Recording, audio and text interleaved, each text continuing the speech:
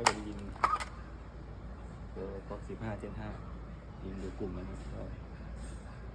ฟีลลิ่งการยิงติดคอมมาแล้วเปลี่ยนไกลทีนี่มาแล้วติดเสียงสูงไฟฉายโอไลท์แล้วก็ติดกล้องโอไลท์มาครับว่าฟีลลิ่งการยิงเป็นยังไงมาลองดู